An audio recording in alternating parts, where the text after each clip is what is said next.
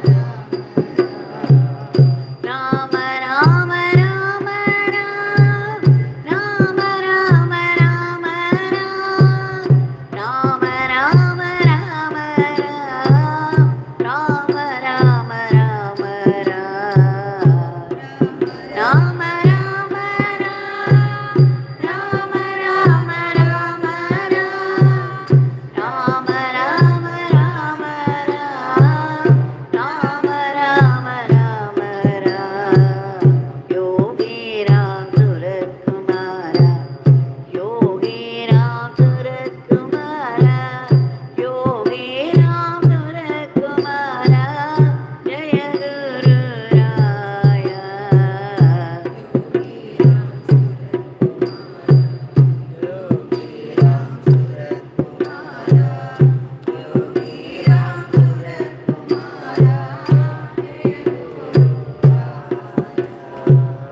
Yogi Ram Surat Kumar Yogi Ram Surat Kumar Yogi Ram Surat Kumar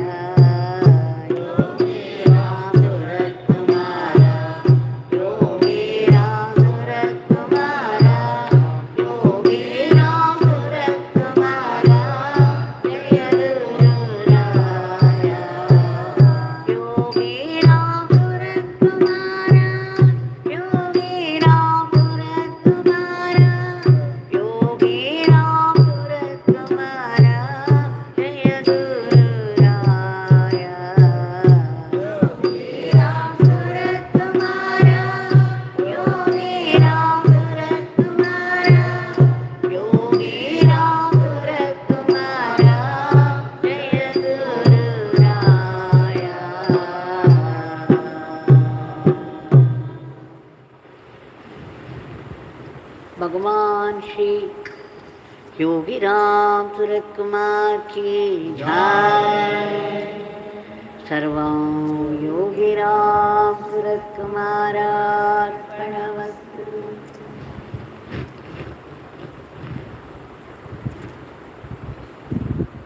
We have been blessed to take one more dip in the Nama Ganga, and in celebration of this grace, we have offered the Nama lotuses at the lotus feet of Bhagavan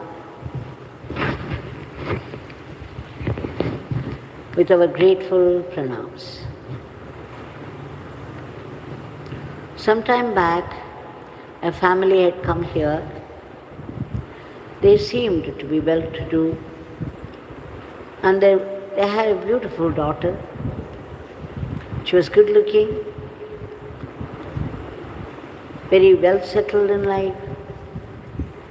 Father and mother looking after her so well. And yet, there was some sadness on the face of the girl.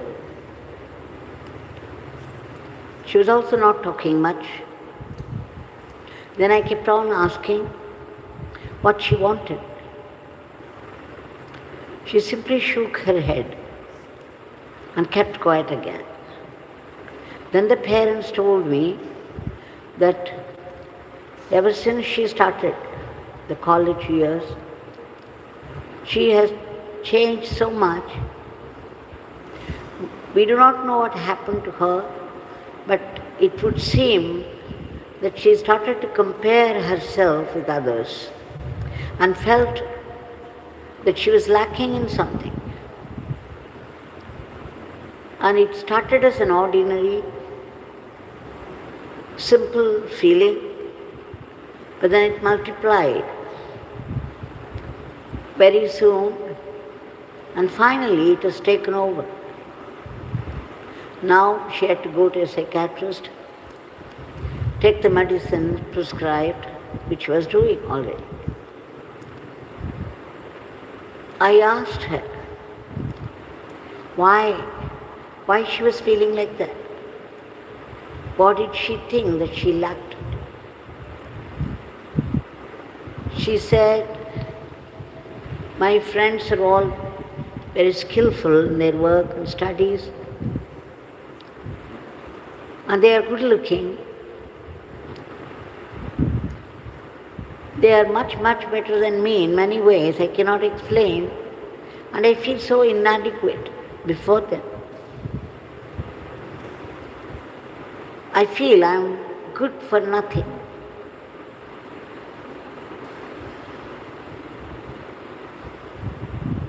Then she began to cry. Then I found out that she often, wherever she went, she would compare herself with the best there and then start complaining. Now, comparing oneself with others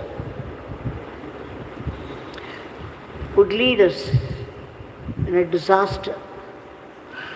We are not supposed to compare ourselves with others.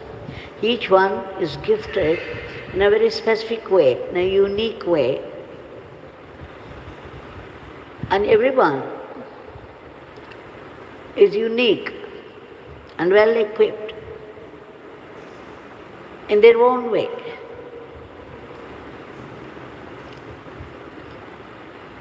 This we have seen often. We should always compare ourselves with people below us and feel proud that we are much better off in life. And then we should know they're all blessings from God. So we would feel humble. But if we begin to compare ourselves with people above us, for some reason or the other, the age might be the same, but the backgrounds might be different, and people might be more skillful in areas which we may not be, because we don't have any training for it. Now here is a story about the deers. They are called generic deers from Savannah, Africa. A particular type of deers, they don't eat just bending down from the ground. Even if they find the grass or the leaves are their main food, but they don't pick it up from the ground. They have a different structure. They look very much the same like any other deer, yet they have a different talent. They would always stand on the hind legs, lift the front legs to a certain height, and holding on to a branch, they would pluck those leaves and eat. And the mother deers would wait for a certain period of time, and then they would start training the younger ones. The mother deers are very popular for the way of protecting their little ones. So one day, the mother deer told her little one, "Look, your training should start from today. You're grown up enough for that. Come with me. I shall tell you how to pluck those leaves and eat. Up till now I have been feeding you all from what I plucked, but from now on you have to learn it yourself." And then he took the little one and showed him how to stand on the hind legs and stand straight with the upper two legs upon the branch to hold tight. And then with their mouth, they can start eating the leaves that are available on that branch. Now the little one started training. After some time, he found that it was all very tiresome. Repeating it so many times and then failing so many times. He kept falling down, unable to keep his balance. And then he refused to try any further. Then he told his mother, "Mother, just see the other kind of deers there." The mother looked, and in the direction there were so many deers, and they were all grazing also. They were bending down and eating what was available on the ground. They were not like these deers who had to stand on hind legs and hold on to the branch with the front legs and eat the leaves. And the little one said, "Look, why couldn't we also eat like that? Bend and eat whatever is available on the ground. Why should you trouble yourself to do that kind of eating?" So saying, the little one refused to train further. So the mother was waiting for a chance to teach that we should not ape others. Each one is very unique way of handling things, and they're well equipped for it. So now, because the little one was not able to pluck leaves from the higher branches, because those leaves contained a lot of water, and if these deers eat them up, for a long time they can be without water. Now the little one refused to do it, saying that he would join the other deers and he would do like that. Now because he refused to eat, after some time on the way back, the little one began to feel thirsty. And then the mother said, "Look, over there is a stream. You can go quench your thirst." Just at that moment, so many deers, the crowd of them, came near the stream and they started to drink water. Mother said, why, you can also go and join. But the little one hesitated, saying that, Mother, I just found out something. Suppose a lion or a tiger should show up just at this moment when these deers are all drinking water. They would get alarmed and they would start running. And they have well-equipped legs for running fast. So they will all run away, leaving me behind, and I won't be able to travel so fast. So I would be the one caught by the predator. Now the mother said, so you understand? They are all equipped with the kind of legs which can carry them very, very fast and protect themselves from the predators. Well, you and I are not like that. We are a different variety of the same species, and we have to do it differently. Since we are eating this water-filled leaves, we don't feel thirsty, we don't have to go to the streams. Like you say, when a tiger or lion should come, we won't be able to run fast. We are not equipped that way, even though we are also deers. Now the little one understood that it had to eat the way its mother was eating. It had to learn, no matter how hard it was, because that's the way it is made.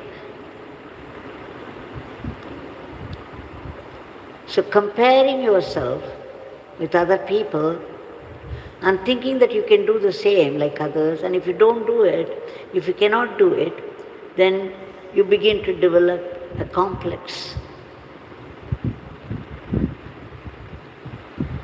The inadequacy. You begin to feel that you lack in something, and that could turn disastrous.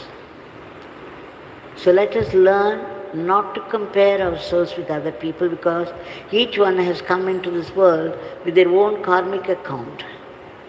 And according to their karmic account, things would run in this birth. And each one's pack of karmas could be different. So it's no use comparing oneself with others and feel so inadequate. So let us learn to appreciate whatever skill we have and accept it as unique and be proud of it and use only that, live only that way. Let us never compare ourselves with others, because it can prove to be disastrous for our well-being. I just saw that girl, the sadness on her face. Nothing really happened to put that sadness there, but she was comparing herself with everyone and was feeling lacking in something. So we should not commit that mistake. Wherever our Bhagavan has placed us, that is the best place for our spiritual progress. And whatever happens at any moment is the best that can happen to us at that moment for reasons only known to God. We shall now submit our today's prayer. Bhagavan, we beg you again and again to bring forth a dharmic normalcy to today's world of violence. There is so much violence everywhere. We have been hearing stories from Manipur. From Manipur, what violence people are indulging in. How terrible. What man can do to man, the indignities, which we are doing to nature also.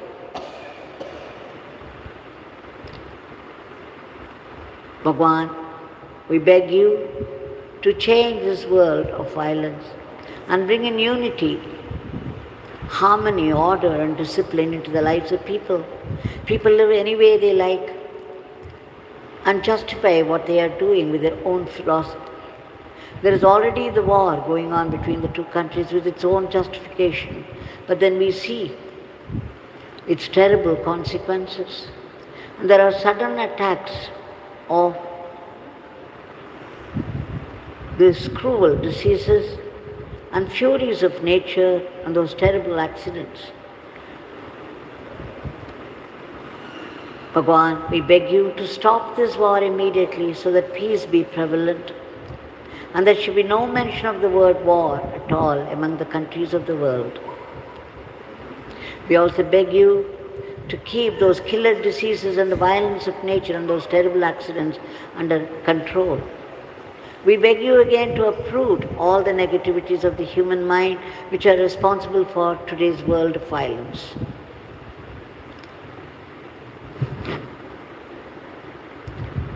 We once again beg you to reach out to all those people in the world, to whichever country they belong, whatever language they speak, and whatever the religion they have embraced. They too get attacked by their past karmas, whether they believed it or not. And they too suffer without any help or protection. We beg you to reach out to them, to all in the world. And Bhagavan, we beg you to protect all those unselfish people who have been slogging for the sake of, for the welfare of the others, from unnecessary, unhealthy criticisms and aspersion. They're totally unworthy, and it comes in the way of constructive work. We also beg you to promote the economy of the country and the growth in varied fields of activity, so that India would reach that high status of world teacher to conduct the whole world in the path of dharma. We pray to you in all earnestness and sincerity for ceaseless and joyful chanting of your powerful name and unbroken remembrance of your leelas and teachings, so that we assimilate it and make it into our Atma Shakti. Bhagavan, we know that everybody, every creature in this world is only an instrument to you, but all the same we pray to you that we should be only sattvic instruments in your hands and not rakshasic elements. Please bless us to run our everyday life as an offering to you and not be caught by the snares of Maya. We also seek that ultimate state of being, the state of bliss and peace of yours, but then we know we need to be purified. Why? Our heart, our mind is full of those residual latent tendencies of the past karma, and there are sudden attacks of fear, anger, jealousy, growing desires for worldly possessions, and above all, the sorrow turning into depression and lifelong medicine. You have declared that the Nama of the Divine is a very powerful weapon against all our past karmas. It is an atonement. It is at once tapas and atonement.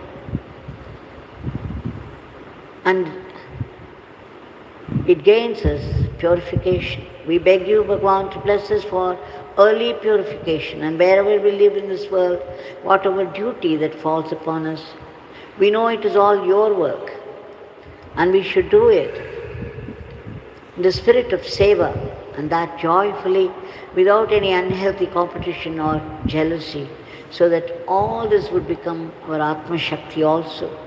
Bhagavan, please bless us to practice acceptance of whatever life brings to us, be it a joy or sorrow.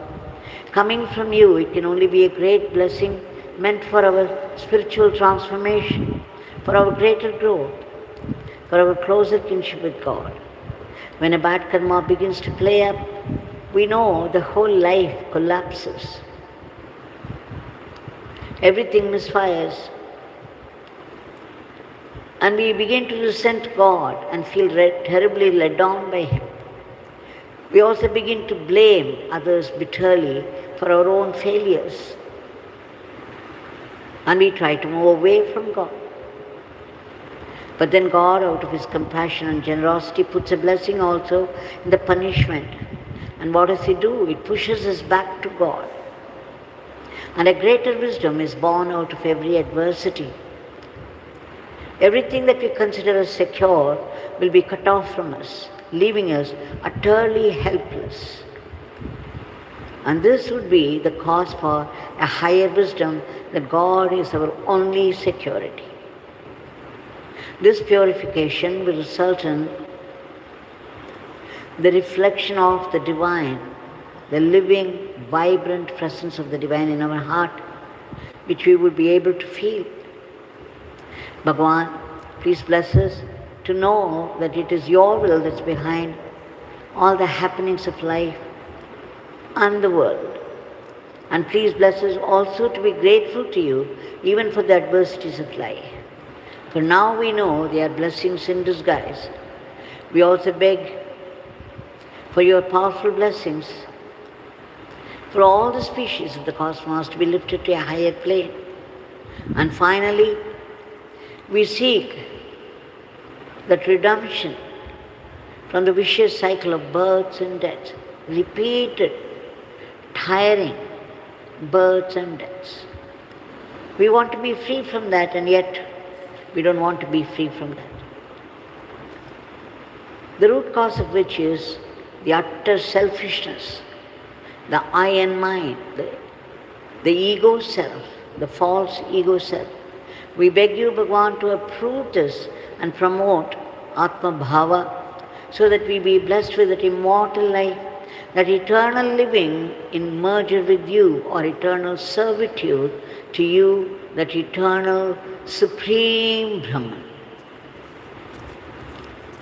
Jai Yogi Ram Sukuman.